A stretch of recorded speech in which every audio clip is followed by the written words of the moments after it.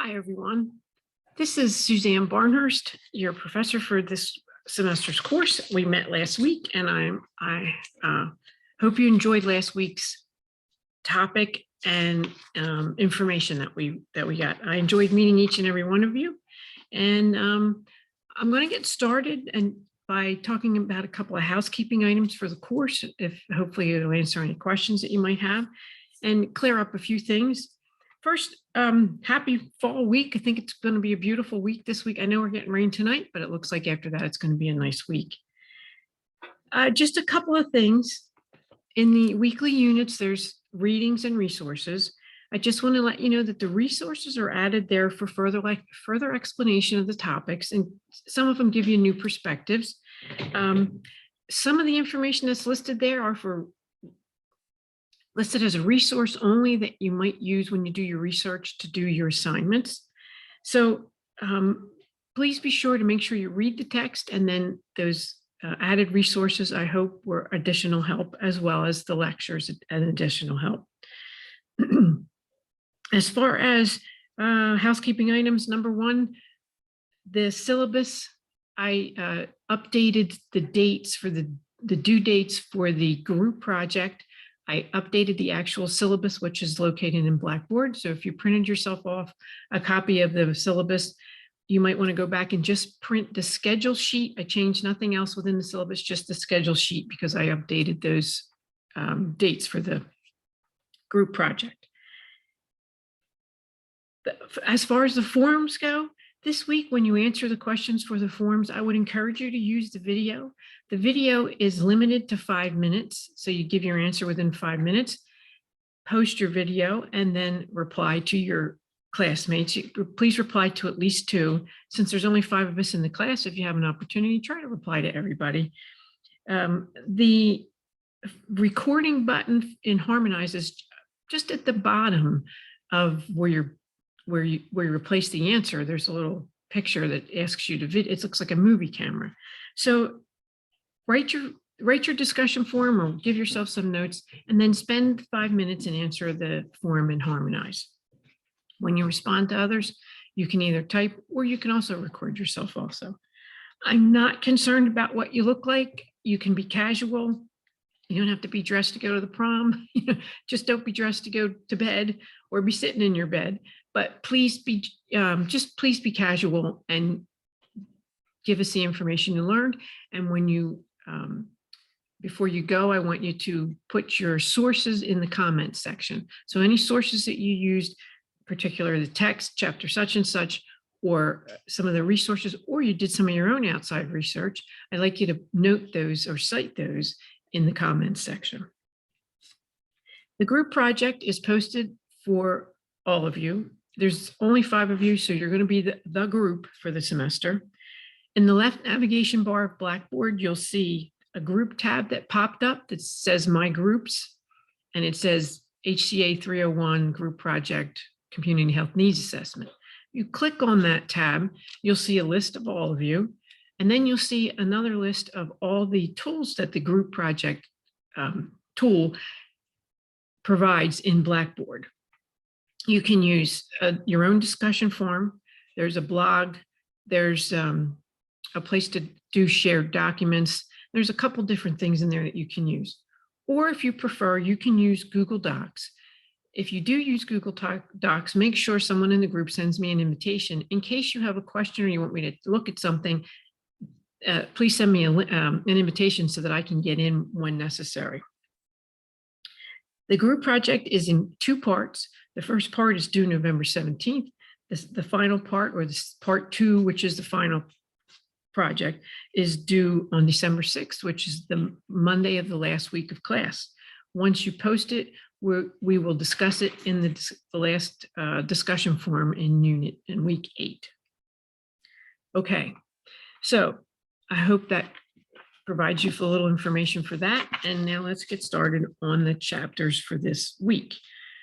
Week 2 here, we're going to be looking at chapter 3, which is management and motivation, and chapter 4, which is, excuse me, which is organizational behavior and management thinking. The two are very pardon me, the two are very close to in relationship to one another. You have to understand, excuse me, pardon the interruption. Hopefully we took care of that little problem. So the two are very complementary of one another. A manager needs to know how to motivate people. They also need to know what motivates them in order to understand others' motivation. And the organization and management thinking all has an effect on your ability as a manager to motivate people. So in your resources and readings for this week, there's a video posted by a woman named Carrie Goyette, who is a consultant who helps do employee and organizational behavior. This particular topic is employee motivation. The title of the topic is Stop Trying to Motivate Your Employees. And she gives us a great number of tips about how employees are motivated, why we should stop trying to motivate them, and gives us a good overview, an additional view, I should say, of what's in the text, which is a lot about definitions. So let me give you a little bit of what she said. She says, our brains will never be fully realized until we are part of a healthy group. And by healthy group, she means a balanced group. This is particularly talking about at work, a balanced group that has some people that are all people that are motivated. Some are motivated in some ways, others are motivated in a different way, and we'll touch on that in a few minutes. A manager's job is to create that healthy group. There is no one size fits all for motivation. So a manager first needs to understand how they're motivated and understand themselves. And then they need to understand what motivates their employees. And they can start that. They can start identifying the correct employees for their particular department when they interview someone. Last week we talked a little bit about it's no longer human resources, it's talent management. And in this case, if you do a good job of talent management, when you hire someone, you should be able to identify what motivates them by asking a few key questions. And then you can hire the correct people for your particular situation. Carrie Goyette in her video says you don't want to hire a whole lot of mini-me's, because if they're motivated the same way you are, you're going to miss the fulfillment of the project because you won't have enough of the correct people. So how do managers unleash an employee's motivation? Well, first of all, we're going to look at chapter 3. And there are two things that a manager has to do when they're challenged to motivate a workforce. The first is to motivate the employees to work towards helping the organization achieve its goal. That's the number one reason. The second is to motivate employees to work toward achieving their own personal goals. If you ignore one or the other, there's going to be a failure. There's going to be an employee who is no longer motivated. It's difficult in part of the result in healthcare because it's such a complex organization. There's a wide variety of functions of employees, everything from highly educated to high school diploma to, and I know in some cases there may even be folks that don't have a high school diploma that work there. But if you're trying to motivate a group of people as a whole in a unit, you may have a wide range of education that way. You have employees who are employed by or work collaborative with healthcare providers in delivering and paying for care. Workers run the gamut from, as I said, highly trained and highly skilled and clinical staff members, physicians, nurses, unskilled workers, etc.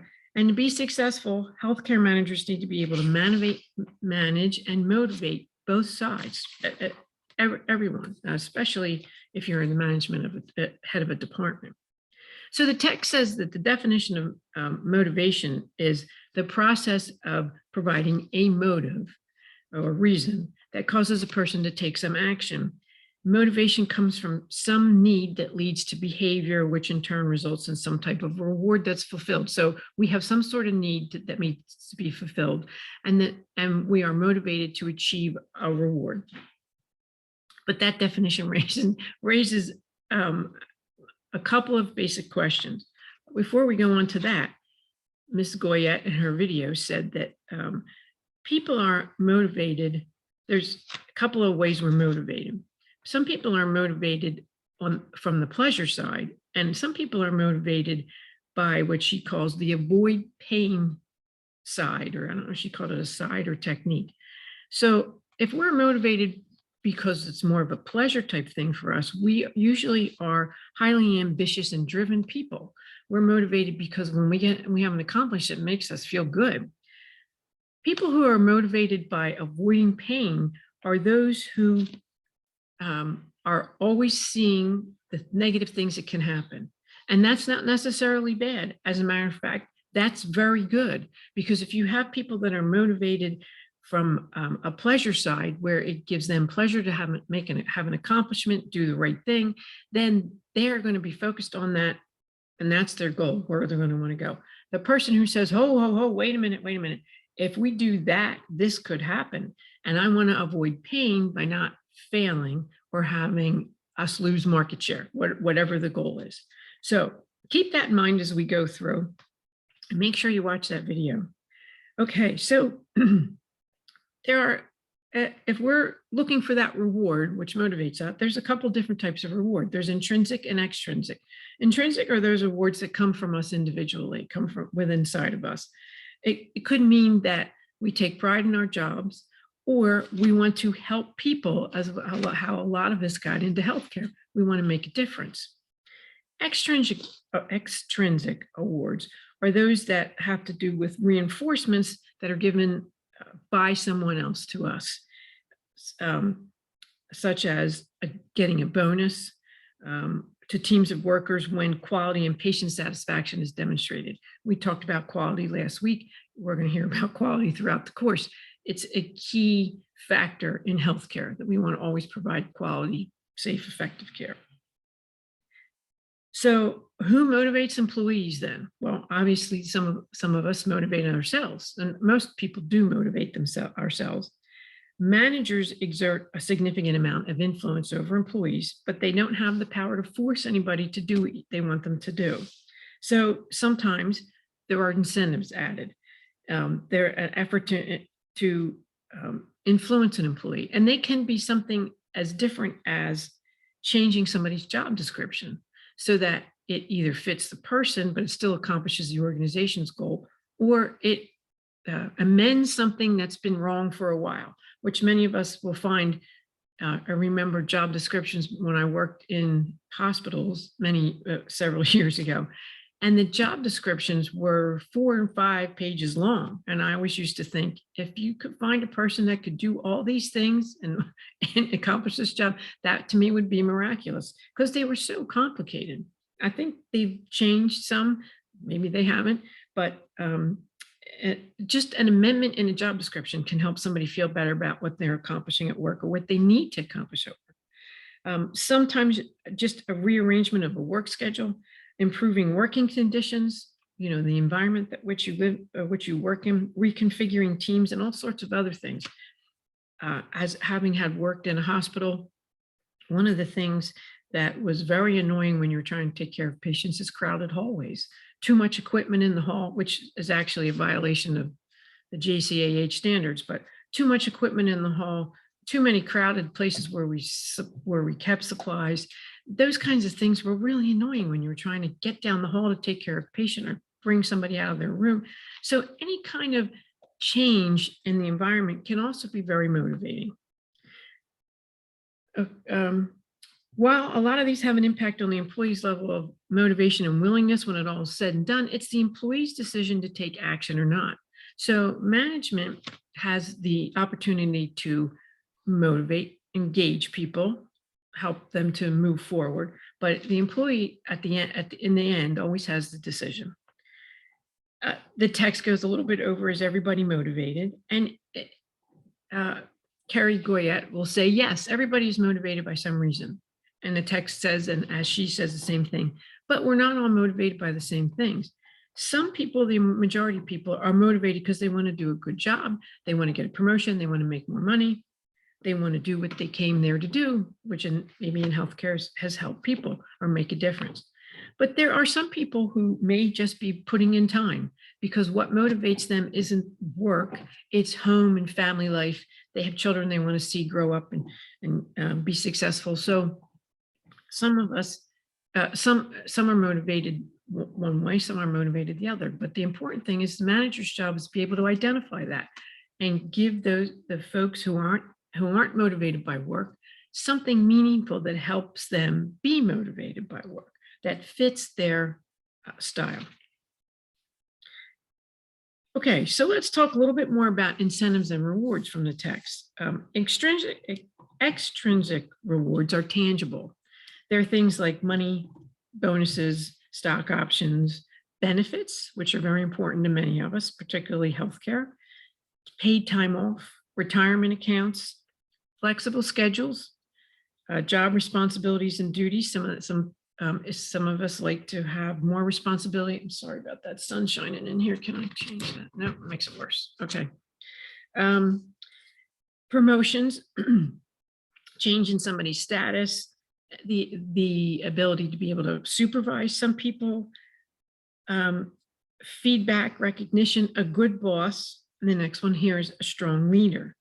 So in that having said that, I want to go back to the leader chapter that we looked at last week. On page 29, you'll see the chart that's leadership versus management competencies. Leadership competencies include things like establishing a mission. These are the vision-focused people. Setting vision and direction is the second. Third thing is motivating stakeholders. So they are able to motivate stakeholders, which is people outside of the organization as well as inside. That includes employees. Management doesn't have listed there motivating stakeholders, but you better believe that's part of the job. And if you have a leader that motivates you as a manager, then you'll be able to motivate them if you understand what motivates them. Then the next thing I want to mention here is still in the leadership chapter, and it's on page 33, where we talked about the different types of leaders. The emotional, then this is the contemporary types, the emotional intelligent leader, the authentic, the servant leadership. These types of people, this group, obviously, you're not going to find one person who is a textbook emotional intelligent person or a servant leader. Most leaders that are contemporary and very successful are a combination of some of these things. Emotional intelligence is a leader who is very aware of themselves. They understand what motivates themselves, what regulates them. They also are empathetic with people, and they have a great deal of social skills. So, authentic leaders are people that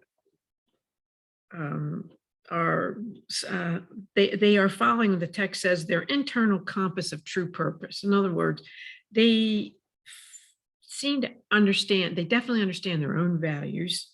They define their own leadership principles. They understand what motivates themselves again, and they understand building a strong team and staying grounded in many different ways. It's kind of the same as emotional intelligence, but it's not quite on the same level. And then we have servant leadership, which are people that have an ability to lead and are largely motivated by a desire to serve others.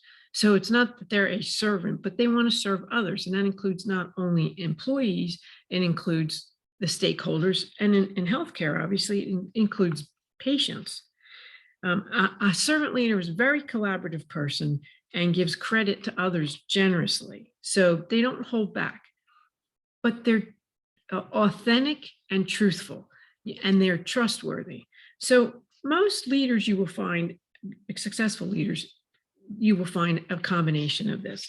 And as a manager, some of the same things apply to you. If your group trusts you, if you are generous appropriately to your group, If you understand yourself, which is extremely important, you have a certain level of emotional intelligence. Self-awareness is a deep understanding of your own emotions and what drives you. So if you understand yourself, then you're going to be better able to understand the folks that work for you, which is extremely important. And then the last thing I wanted to mention is on page 36, there's a chart that says leadership domain and competencies. And under each domain, there's 4 of them: functional and technical, self-development and self-understanding, organizational and interpersonal competencies. You'll see there's a list of the different competencies that a leader needs for each domain. Again, motivation is in here a couple of times: problem solving, flexibility, priority setting, negotiation. And again, this also crosses over to the management. Now, we saw back on the management versus leadership chart that managers have a more operational type skills and tasks to do, but you will not be able to accomplish them if you don't have some of these types of qualities that you have grown in yourself, that you are aware of, you've identified, and you're able to do things with, you're able to function with. Okay, so that's extrinsic rewards. If you have a strong leader, it's really very, very helpful. Intrinsic rewards are those that are internal to the individual. They're subjective, and they represent how the individual perceives and feels about work and its value. We all feel differently, but there are 5 types of intrinsic rewards that have been summarized by Mannion. Hey, what are you doing? Okay, sorry. I have a young dog that's a little bit of a bad girl sometimes. Okay, the 5 types of intrinsic rewards: healthy relationships, in which employees are to be able to develop a sense of connection with people in the workplace. If you've ever worked somewhere where you felt like the outsider, it's extremely uncomfortable when you're working with people like that every day. So an intrinsic reward for many of us is we want to have healthy relationships with our coworkers. We want to go to lunch with them. Maybe we'll go to coffee. We want to talk about our families with them, talk about life in general. We want to be comfortable and we want to work well together. We also want meaningful work. We want to feel like we make a difference in people's lives. One of the quotes that the text has here by Hertzberg in Harvard Business Review, he says, "Forget praise, forget punishment, forget cash. You need to make their job more interesting." And that's key to your job. If you're bored at work, you're bored at work. And if you're not given, if you go to your manager and say, "Hey, I think I can do more. What can you give me to do that'll help me do more?" And they decide that they don't need to do that for you, then you're going to be bored and continue to be bored. Competence, employees are encouraged to develop deep skills. So these are the intrinsic rewards that managers can help supply. If you're encouraged to develop your deep skills, and I'm not talking about the required videos on company procedure policies, the fire drills, all the different things that we have to go through these days to take a test on. I'm not talking about those. I'm talking about continuing education and continuing training in your job, in other things that involve your job. Say you are a hospital unit clerk or the person that checks in patients at the outpatient window, and you're never giving any customer service skills, or for that matter, any understanding of patients and when they come in and what their emotional states are. You will never understand really how to react to them. So we need, as individuals, we're motivated if you say, "Hey, I think you're valuable enough to continue training. I want you to be the best at what you're doing." When employees have choice, it encourages them to participate in the organization in different ways. So if they're given a choice to do different things, say there's 3 projects and they're given a choice to do one and they see they're most talented, then they'll be motivated to do it. If the manager picks it for them and says, "This is what you're doing," maybe they won't be as motivated unless the manager gives them a really good reason why they know that you'll do well there. And progress. employees like to see they're making progress, that they're making headway toward completing a task or improving a skill in a certain area, those kinds of things. So those are the types of things that are intrinsic rewards that employees look for.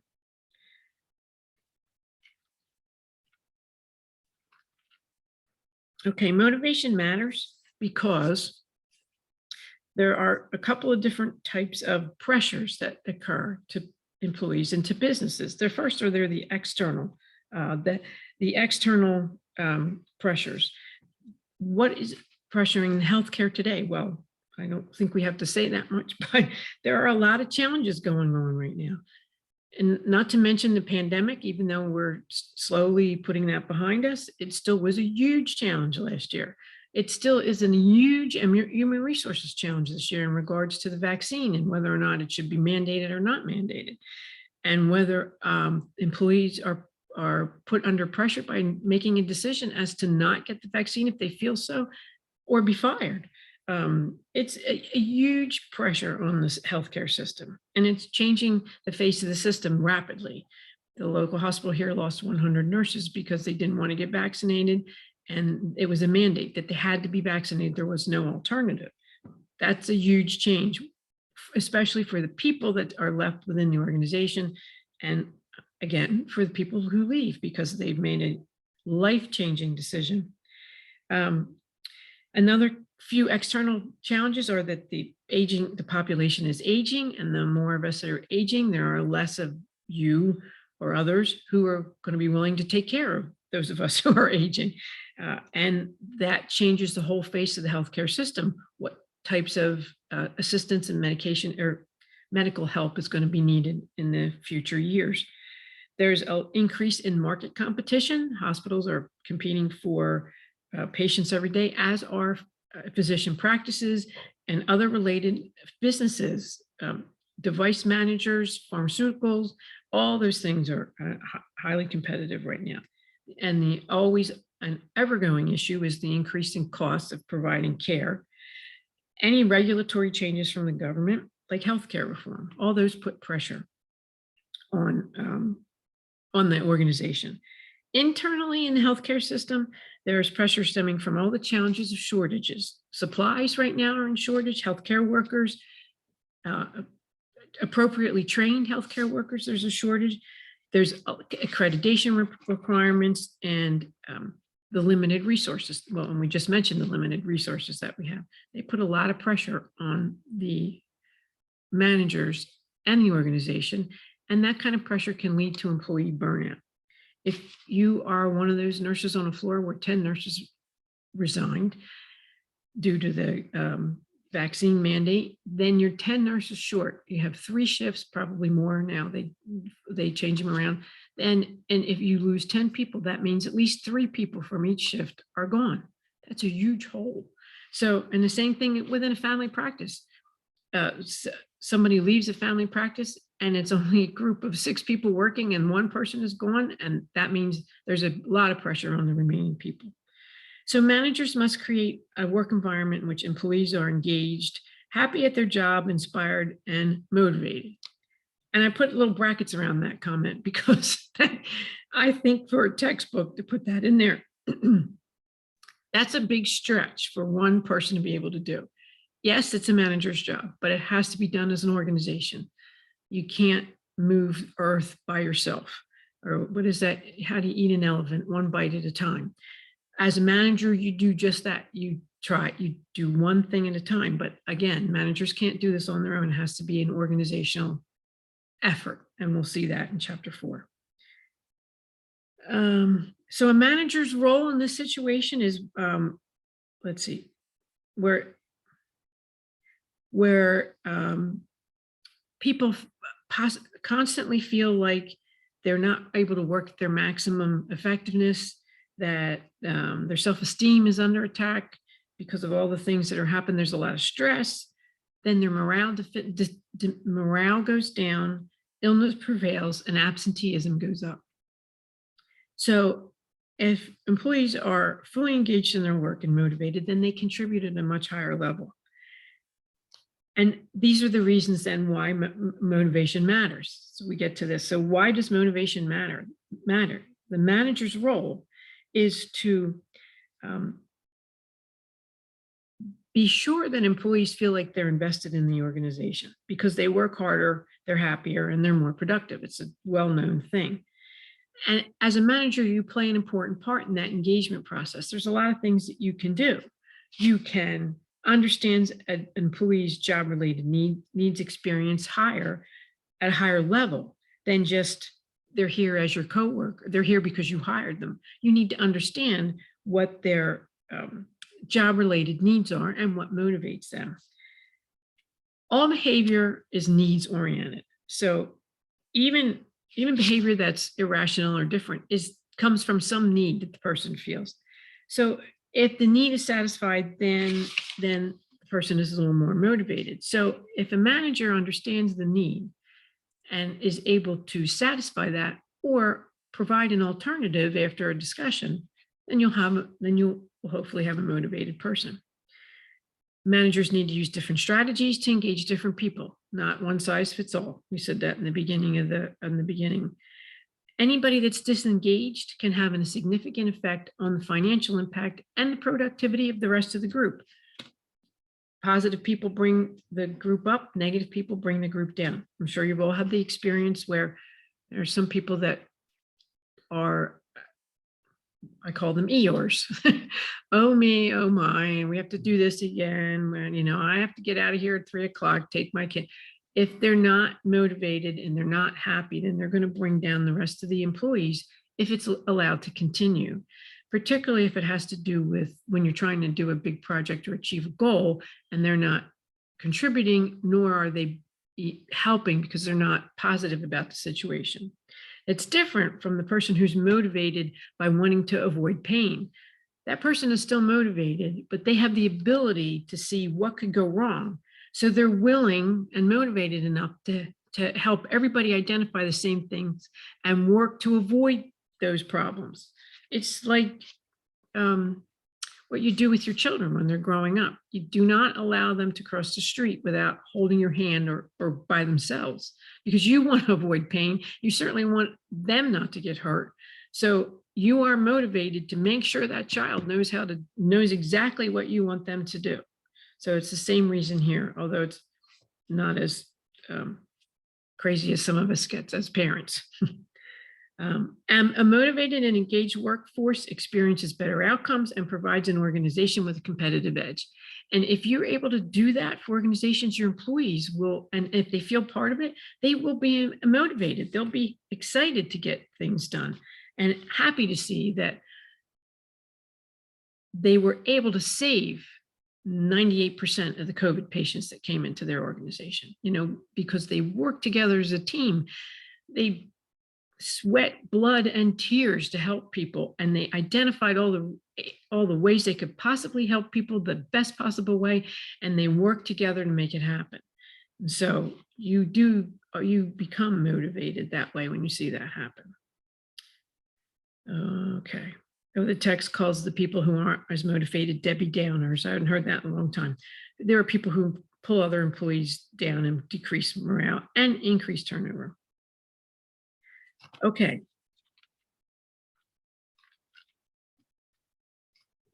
I see what the time is on here. Okay, so what's motivated versus engaged, and is it both the same? Motivation, when you read about motivation, often you see the term engaged, and according to the text, there is something called employee engagement, which has 3 dimensions. There's a rational, emotional, and motivational side to employee engagement. Rational is how well employees understand their own role. Emotional is how much passion they bring to their work, and motivational is how much they are willing to invest discretionary effort to perform their roles. So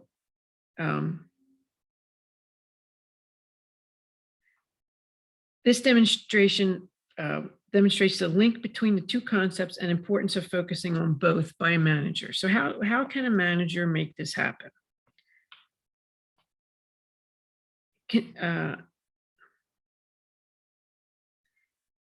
if a manager understands engagement, then they definitely will have positive outcomes. According to a Gallup survey that the text has here, 30% of US full-time employees were highly engaged in their work. They estimated that the cost of this was between 309, oh, wait a second, were highly engaged in their work. They estimated the cost of this between 319 and 398 billion in lost productivity alone as a result of the 70% who were disengaged. So it's extremely important that employees actually not only be motivated, but be engaged in what it is that you're doing, because if you're not 70%, well, that's a huge number of being disengaged, a huge number. And the money that is lost, 398 billion per year, is it per year? It doesn't say, it just says lost productivity. Regardless, that's a lot of money to lose because you don't have engaged and motivated employees. So as again, it's the manager's job to understand what engages people in regards to their three dimensions, and what engages themselves and how they can facilitate that.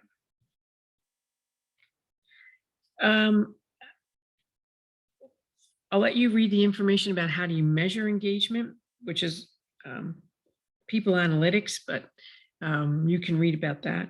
The next section is misconceptions about motivation and employee satisfaction. What is it that a manager often doesn't really understand? Well, clearly, don't think you know what motivates an employee. It's just like everything else. Don't assume that you know what that person is thinking until you've walked a mile in their shoes. But don't think you know what motivates your employees and engages them, because we're all from a different walk of life. So we know what motivates us, but we may not know what motivates you or your coworker. And it's not that we don't have an idea, and it's not that we haven't read it in the text. It's just that unless we have a conversation with that person, and whether it be when you hire them, and it should be when you hired them and when you have them as an employee, then, and some of them might not even know, so it's your job to help them understand. But as long as you make an effort, then you're going to be more successful in regards to motivating them. The text on page 58 has a list of many of the misconceptions that that managers have. And Ms. Guyette in the TED Talk said that she wants you to stop trying to manage your employees because you want to find the maximum productive, not the minimum counterproductive. And that goes back to finding the correct talent. You want to have the maximum productive people, the maximum motivated, engaged people in your team as much as possible. So a lot of managers in the past would think, okay, we have a group of 7, 4 are highly motivated and ready to get this project done, 3 not so much, and they would think that's okay. But 3 is too many in that, because if they're not motivated, then the group will not be productive, because 3 is enough, or even 2 in a group like that is enough to bring the rest of the group to a screeching halt, or a change of mind, because they may be very, I don't want to use the word loud, but that's what I was thinking, but they may be very opinionated, and they may be able to put out some good information and resources. This is why, gives you some good sources and reasons, but they may be stopping a project that should continue.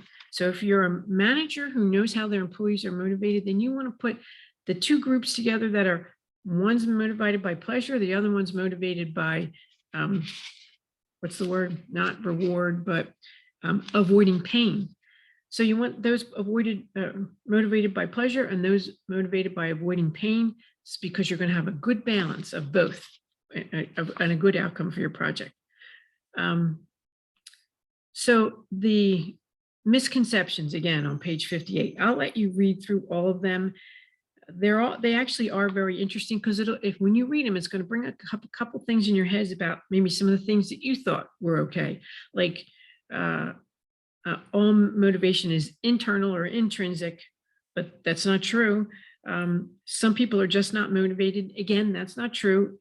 People are motivated by something, but it's a challenge for managers who have to understand what they're motivated by, and if possible, if they have to redirect the motivation in accordance to the job and the project at hand. One thing that I highlighted here is one size fits all rewards and recognition programs motivate staff. That's so untrue, and I'm sure you have had the same experience. I wrote down here for myself, let them eat cake, because where I've worked in the past in a particular position, every time there was something that happened, they ordered a cake and everybody had to eat cake. Nobody wanted cake. And most of the time, especially in this time of year when holidays are coming up, everybody was on a diet. So as silly as that sounds, even though we appreciated the effort, nobody wanted cake. They wanted, they'd rather have a pat on the back, a part in the game, maybe a cup of coffee, or maybe something that they could take and go back to work with, or even just a conversation that says, hey, I really appreciate what you did. You have finished this project on time. Let's celebrate in a different way, and when we can. But just every time something happens, you order a cake and everybody stands around and eats cake in the break room. That doesn't work for everybody. Now, I'm sure there's other people who love cake and they would take it anytime. Okay. And that goes to, and then the next one is motivational people are born, not made. That's a misconception. You can make motivated people. If you understand your own emotional intelligence and yourself and how you're motivated, and you make an attempt to understand how others are, you can learn how to motivate. You make yourself motivational, and you can make them the same. Page 59 has motivational engagement strategies. Some of these are really good, and I just highlighted a couple of them. You, as a manager, again, this is your manager's job. If you expect the best from people, people are going to live up to your expectations. I know it sounds kind of corny, but it definitely works. I think I can, I know I can. And if you're the type of person that can say to somebody, you're doing a great job, you are, I know you can do this. If you need any problem, you need any help, just ask, we'll get you help. So that's one way. If you communicate the big picture and address the big picture and let your employees know that they are part of the big picture and what their job means to the big picture, you're going to motivate them. If everybody understands the how their job makes a difference, they obviously have to understand what their job is. That has to be clear. If it's not, that's very unmotivational, demotivating. You have to understand why they're doing their job, how that fits with the mission and the vision, and your department fits with the rest of the puzzle, and how they're doing it affects the whole organization and what the outcome is going to be.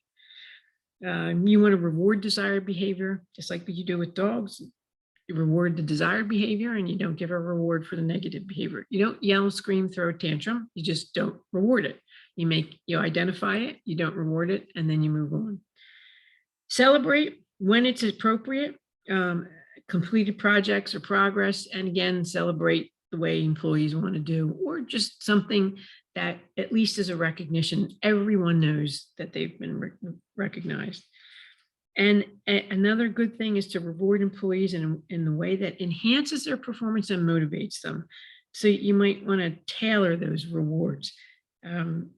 Far more powerful is your commitment to recognizing and acknowledging the contributions so that employees feel appreciated and valued. This text mentions, I said cake, the text mentions the obligatory Thanksgiving turkey. Unless people really look forward to that, it doesn't motivate everyone. And then the last thing is focus on revitalizing the employees. I'm sorry, it's not the last thing. There's a whole nother list on the next page, but those are the ones that I pulled out. And again, I'll mention the hire for motivational fit. if you hire the people that are motivated in the direction that you want to go in, you're going to be more successful. And so will the team, which will motivate everyone else. Excuse me.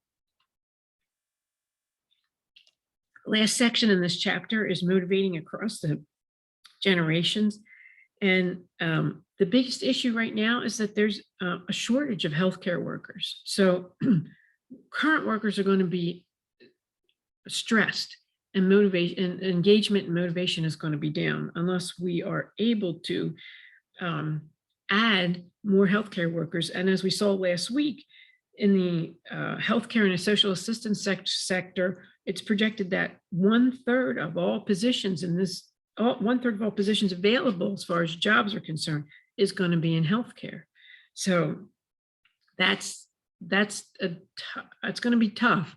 And we're going to have to, this country is going to have to come together and do something about that.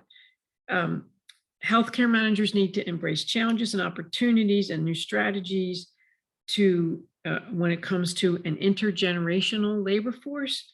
I can tell you that I've already been asked to come back into nursing several times in the last 2 years. I'm not practicing as a nurse at the moment, but I still have a license. So I've been recruited to come back 2 times in the last 2 years. I haven't done that yet, but if I begin to see that there's a really strong need, then I guess sometime, in my internal motivation says you can go back out there and help people in the healthcare field. You can make a difference, you can do something. And I have to balance that with my current work and family life right now. I'm just going to draw your attention to the chart on page 63 on managing across generations. It gives a really good summary of the generation characteristics and motivational preferences. And I think it's rather accurate. If we have everything from Generation Z, Y, X, and baby boomers working together, and then they also have the traditionalist, which is somebody born before 1945. If we have all those folks working together, we're definitely going to have issues and conflicts, and each one has to be motivated differently. So your job as a manager is going to be a tough one.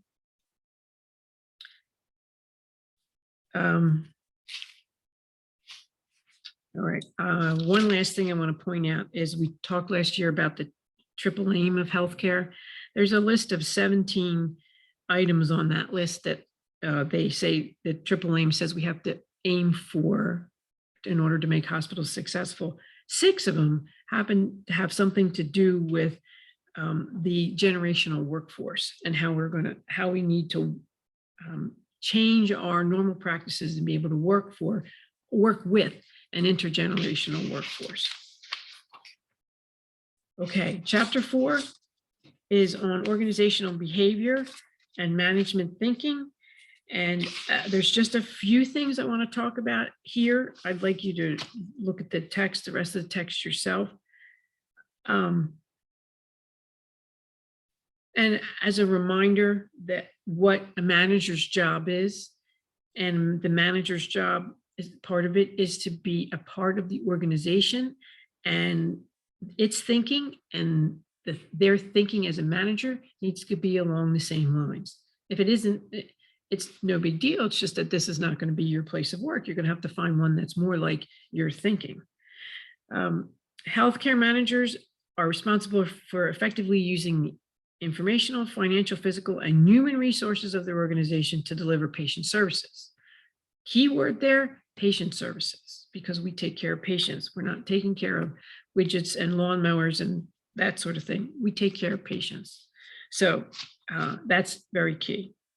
So moving right over to organizational behaviors in health organizations, the reason this is concerning is because, as we've mentioned earlier, certain issues are more prevalent in healthcare, and healthcare has more challenges. We have a mixed workforce. We have highly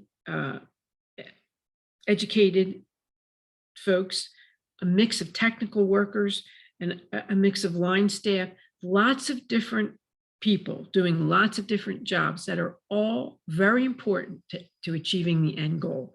And again, that's patient care. Excuse me. The workforce and healthcare itself imposes exact requirements on how work is organized and accomplished because it's very complex. We have, in healthcare, what's the biggest fear? We have a very high risk of a serious or deadly error, and we can't have that. So it necessitates extremely reliable systems and practice, and complex technical medical systems demand sophisticated expertise. So as a result, healthcare managers are responsible for facilitating the delivery of complex services, and they must be carefully coordinated with all these autonomous professionals over whom the manager has little direct authority, all within the industry system. So you don't have direct authority over everybody, just your group. So you need to be able to understand the organization's mindsets, its goal, how it thinks, and how your piece needs to fit in this complex puzzle. Again, and then another issue is the work of healthcare is carried out against the backdrop of shifting demands. Every day, something changes in healthcare. And so it is a complex system that requires diligence, a strong amount of paying attention, and a lot of personal understanding as well as understanding of others. So on page 77, we're going to look a little bit at the manager's job in thinking. Managers have multiple tasks at work at the same time. They can be divided into three main types. They are an informational role, where the manager acts as monitor, disseminator, and spokesperson for the group from the organizational information to the group. Second is the decisional role, which is where the manager acts as an entrepreneur, a disturbance handler, and a resource allocator. Sounds like your mother, doesn't it? And third is the interpersonal role, where the manager acts as a negotiator, a leader, a liaison, and a figurehead between people that work together, people that work with people above them and people below them. So not only within your group, but with outside of your group. Okay, so the manager's job in thinking is to be able to manage all those things. And the next section is on thinking. I'm going to go past that and have you read that yourself and look at, let's see, I go to, skip to page 94. Sorry, I think I skipped a page. Okay, go to page 88, which, I'm sorry, it wasn't 88, it was the one about the leaders. Apologize. There, I missed it. My marker fell out. Page 84, excuse me. Page 84 is a little box on critical thinking, the antidote to preconceptions. Critical thinking is what we ask you to do here in class and in the forums. When you answer a question or write an essay or do an assignment, whatever, we ask you to apply your critical thinking so that you think through the process of what you've learned, how you see it, and how you can apply both. In the case of managers, their ability to critically think through everything, how people are motivated, what the organization thinks, what they think, how that fits together. And then that applies to everything before and after that, the organization's goals, the organization's where they've been in the past, where they plan to go in the future. Critical thinking is extremely important. So I want to show you, where's my share screen thing? Hello?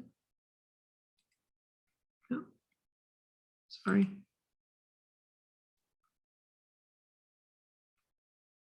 Oh, here it is. I want to share my screen here. I have it on the wrong tab.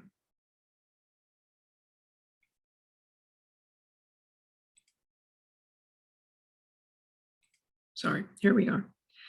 Okay, this is from the Foundation for Critical Thinking. And I supplied the link in this week's unit. I'd like you to take a look at this, but I know you probably can't see this very well. So I'm just going to read to you what their definition of critical thinking is. It is the intellectually disciplined process of actively and skillfully conceptualizing, applying, analyzing, synthesizing, and or evaluating information gathered from or generated by observation, experience, reflection, reasoning, or communication as a guide to belief and action. In its exemplary form, it is based on universal intellectual values that transcend subject matter divisions, clarity, accuracy, precision, consistency, relevance, sound evidence, good reason, depth, and breadth. Now, I realize that that's extremely complicated, but if you think about it in regards to what a manager has to do, you would have to agree that pretty much what we talked about, applying, analyzing, synthesizing, evaluating, those are the kinds of things that a manager has to do on an everyday basis, particularly in healthcare. And I'll read just a little bit further down. It says critical thinking is self-guided, self-disciplined thinking, which attempts to reason at the highest level of quality in a fair-minded way. I'm going to stop sharing my screen now. If you as a manager can absorb and understand the theory of critical thinking, then I believe that you can learn to, as this chapter I just read, learn to keep all those balls in the air at the same time and be able to understand the process, think about it, critically analyze it, and be able to communicate that to the folks that work for you. It takes practice. It takes time alone to be self-reflective and I would say a little philosophical in your life. But if you just keep going about your life as a manager, your day-to-day job, checking off the tasks box, I got this done, I got this done, I got this done, I got this done, I did all these things. If you don't stop and think about the process, the past, the present, the future, and where the organization is going, you might never quite have a handle on anything, including your employees. So as a manager, what I'd like to leave you with in this lecture is that if you can accomplish the ability to do some critical thinking about everything, then I think you can do this. You can be very successful as a manager and also engage and help your own employees to be very successful also. So I'm sorry, this was probably another long lecture, but I hope it will be helpful for you. Again, make sure you watch that video in the units and read the articles that I had attached.